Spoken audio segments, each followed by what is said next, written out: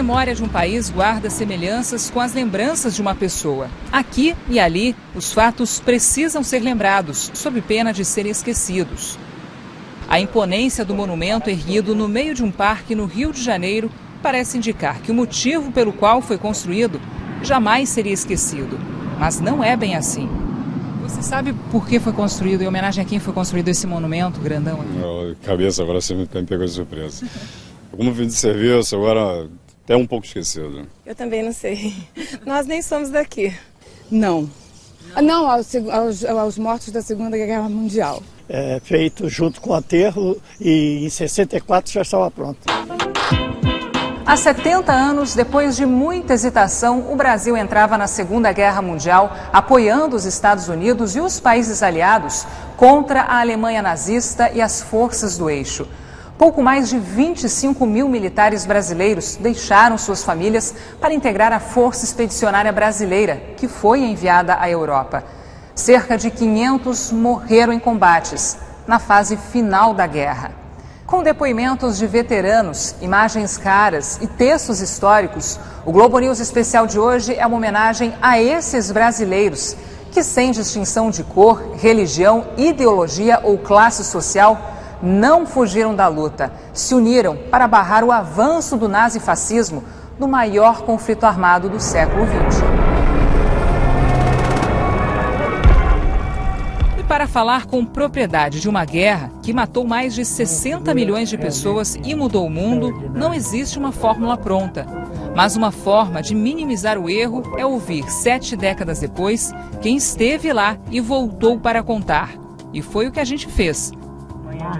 Para começo de conversa, heroísmo passa longe dos depoimentos dos ex-combatentes. A guerra foi uma missão.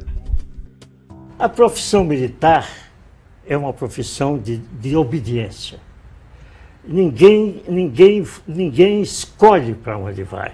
A pessoa apenas obedece o que lhe determinam. Aqui no Brasil a política era confusa. A quantidade de submarinos alemães por aí afundando o navio era uma coisa enorme. Então o ambiente era pesado. Quando chegou nesse determinado momento, resolveram que a Força Aérea teria alguma participação nessa guerra.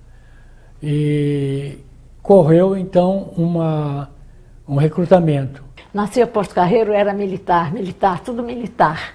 E eu tinha aquela coisa de eu não ser homem para ser militar. Quando abriu, o Globo publicou voluntariado, eu me apresentei logo, eu tinha o primeiro ano de enfermagem.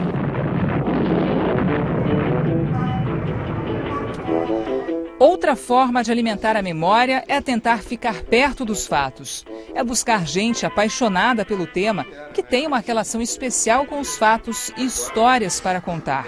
Gente como João Baroni, mais conhecido como baterista do Paralamas do Sucesso. Mas hoje, aqui, ele é o autor de livros e filmes sobre o papel dos brasileiros na guerra e filho de um ex-combatente integrante da FEB. Existe importância em preservar tudo que diz respeito à história do nosso país, sendo que a participação na Segunda Guerra é um dos muitos temas que passaram muito batidos. Assim, por alguma razão a gente tem essa coisa quase que inserida, né, na cultura brasileira, que é esquecer a sua própria história, que é uma coisa triste, né? A gente não dá valor à nossa própria história. Mais uma maneira de fazer desta homenagem um documento é buscar registros dessa epopeia da FEB, escritos durante a guerra por gente acima de qualquer suspeita, como Rubem Braga. Afinal, o escritor capixaba foi um dos colaboradores do jornal Cruzeiro do Sul, uma das principais fontes de informação dos pracinhas na Itália. E se der para um texto dessa qualidade ser lido e interpretado por um ator de peso como Paulo Betti, tanto melhor para nunca perder a dimensão humana deste drama. A artilharia, os aviões, os tanques e tudo mais apenas ajudam a fazer a guerra. Quem a faz realmente é o soldado da infantaria, é o pobre pé de poeira, é essa pequena e fraca máquina humana feita de músculos e nervos, tão fácil de destruir que agarra a vitória com as mãos. As grandes batalhas do século mecanizado continuam sendo vencidas por esse bicho da terra tão pequeno. Qual foi a importância da FEB na guerra? A importância foi a presença.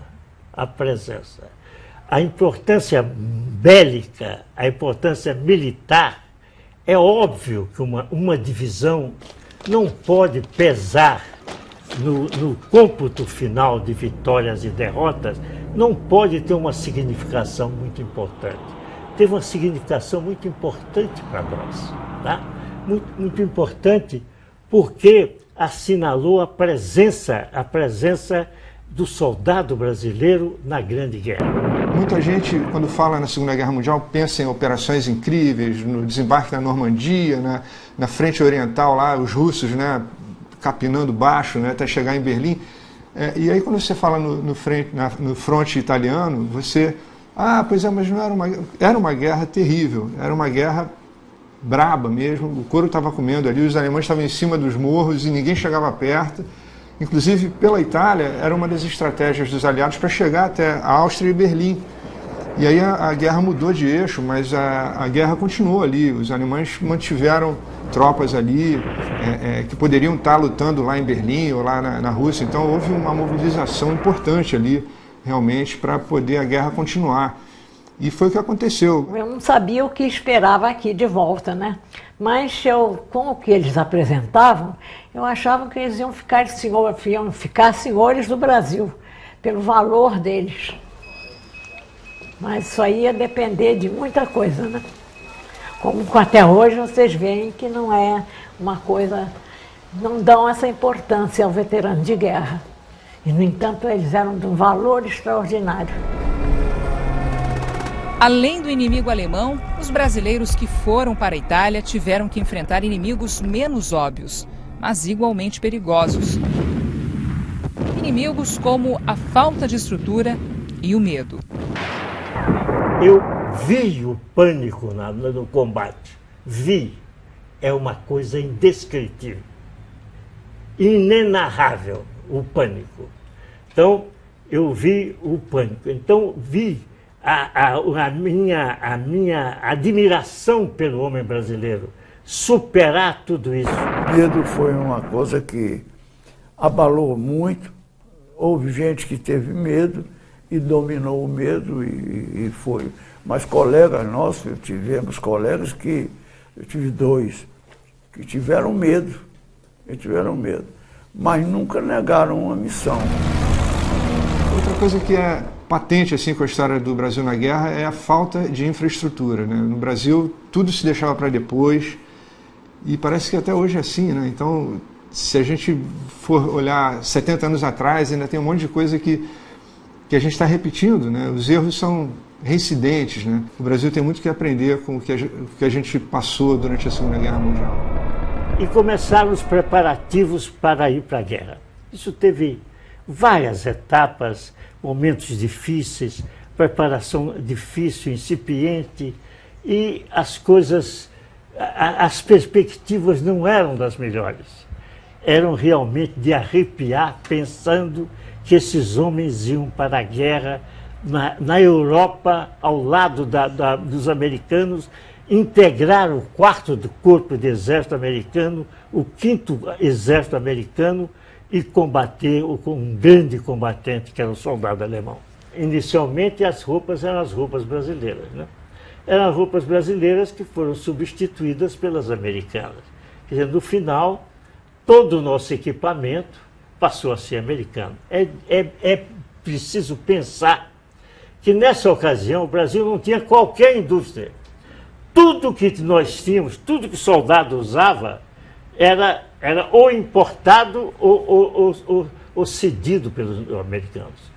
As viaturas, tudo era equipamento totalmente estrangeiro. Então a adaptação disso, principalmente porque, uma adaptação muito difícil, porque nós vimos de um exército montado à francesa e agora começávamos a lutar na frente europeia com o exército montado americano. O chefe de treinamento era um oficial americano, que na época era coronel, naturalmente escolhido por eles, e muito bem escolhido, porque foi um homem que soube conduzir todo o nosso treinamento, e se tornou um grande amigo nosso.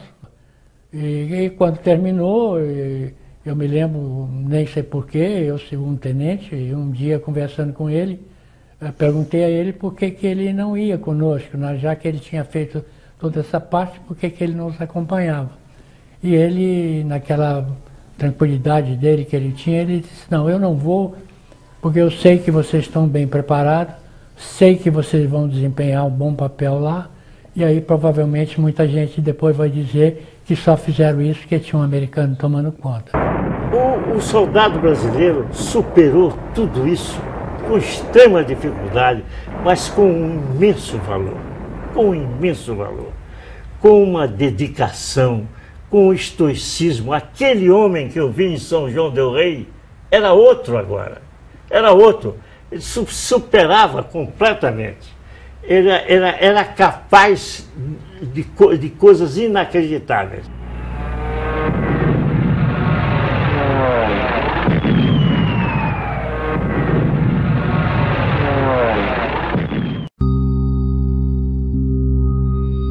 Com a ajuda das forças brasileiras, os nazistas foram sendo forçados a abandonar posições conquistadas. No fronte italiano, como na frente oriental, era o início do fim. De um modo geral, o nazista sabe que não voltará. Lenta ou apressadamente, do sul para o norte, do ocidente para o oriente, do oriente para o ocidente, o alemão recua e sabe que não voltará. Chegará o dia, talvez próximo, em que ele não terá mais para onde ir, a não ser para o inferno. Sim, este soldado alemão desta guerra está condenado, mas o fascismo pode voltar. E estamos chegando no momento de decidir este problema. Fazer com que o nazista não volte, com este nome ou com outro nome qualquer, na Alemanha ou fora da Alemanha. Ele pode brotar outra vez do chão na Europa ou na Ásia, ou mesmo em nossa América. E ninguém se iluda. Acabar com as injustiças nacionais e sociais, que são o caldo de cultura do fascismo e das guerras, será uma grande luta do povo e uma luta mais dura.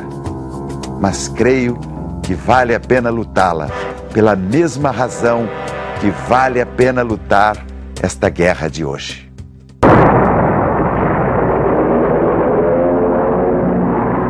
Para nossa sorte, morreram poucos brasileiros, realmente, se a gente for fazer uma comparação, mas existia muito mais americano para morrer do que brasileiro. A gente mandou só 25 mil, os 470 e poucos que morreram corresponde, durante os 8, 9 meses que a gente lutou, a 2 caras morrendo por dia. Quer dizer, é uma guerra, enfim, foi gente lá morrer, era bala de verdade, era sangue de verdade, né?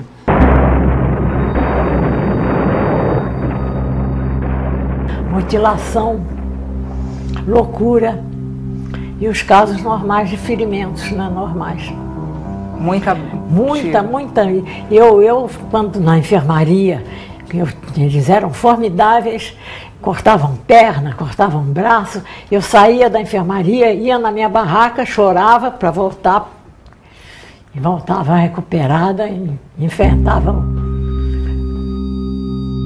Ele já viu companheiros mortos, já viu companheiros feridos, estraçalhados.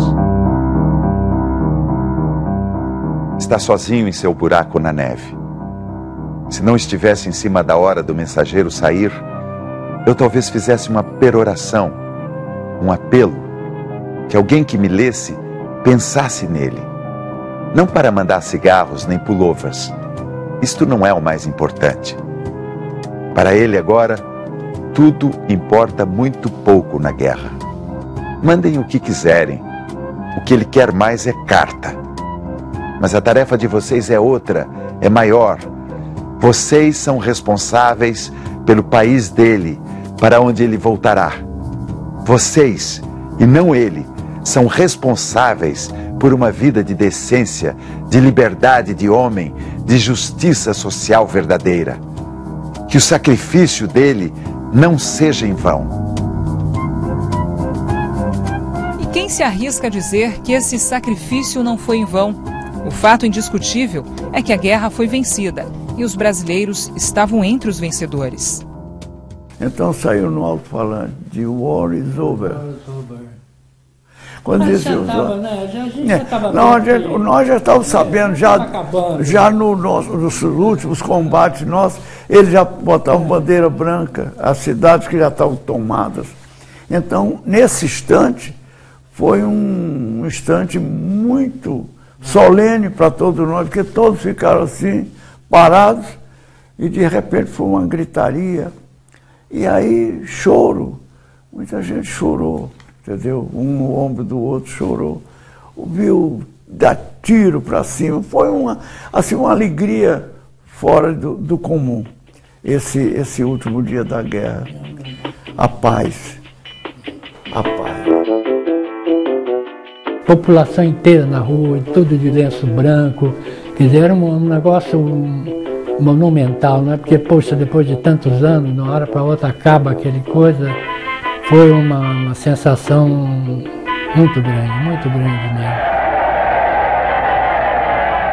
Na volta para casa, com a guerra vencida, o dever cumprido, os integrantes da FEB tomaram rumos distintos, às vezes opostos.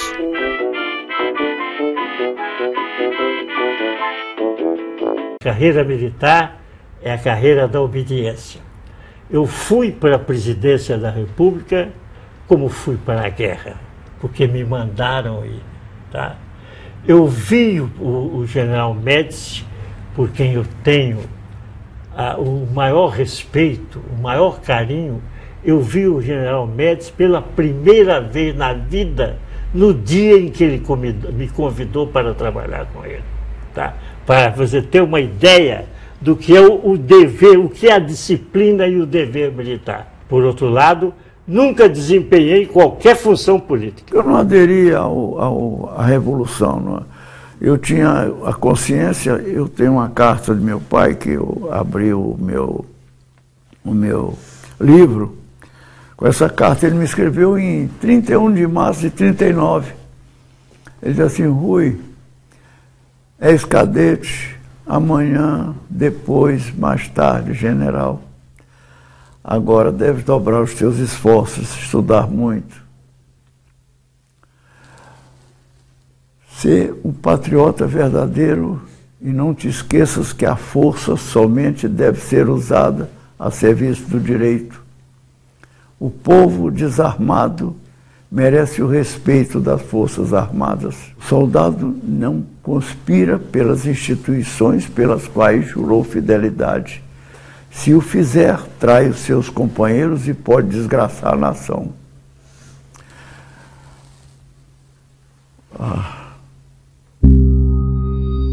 De uma forma ou de outra, a epopeia da FEB e a própria guerra deixaram suas lições e as mais variadas conclusões.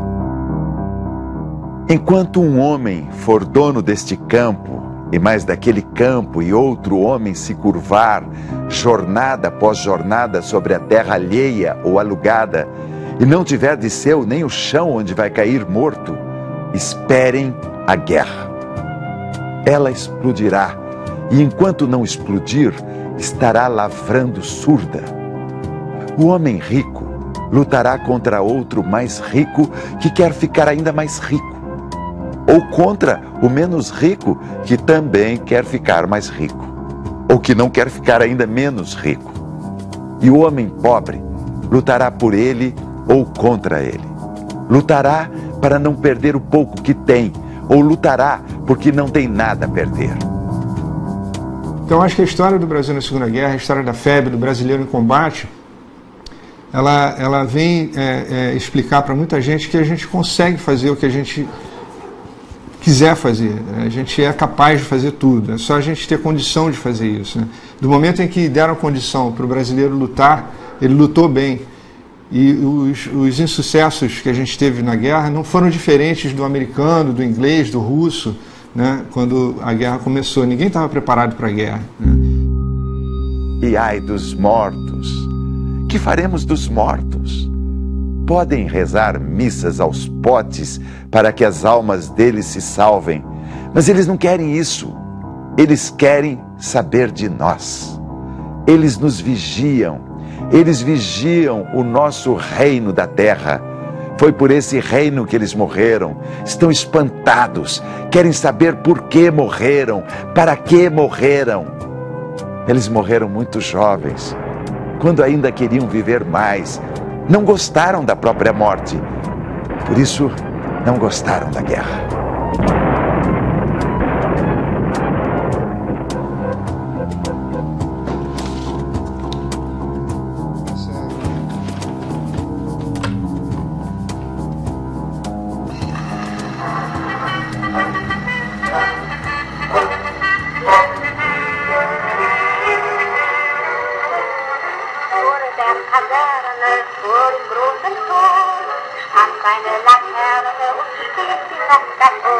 Atenção! Falando a estação rádio da Força Expedicionária Brasileira, que está transmitindo mensagens dos soldados expedicionários para as suas famílias no Brasil. Alô, mamãe! Mensagens de saúde e felicidade para todos de força! Brasileiros, estaremos juntos, se Deus quiser! Voltosa, mamãe, é com o coração cheio de saudade que vos envio estas palavras para dizer que estou bem de saúde. Sinto-me alegre em virtude de nossa gloriosa Força Expedicionária Brasileira ter conquistado grandes vitórias, honrando a nossa bandeira e os grandes nomes Brasil. Esta transmissão teve lugar, província de Nápoles, às 21h30, hora da Itália, do dia 2 de julho de 1945. Ouvintes do Brasil, boa noite.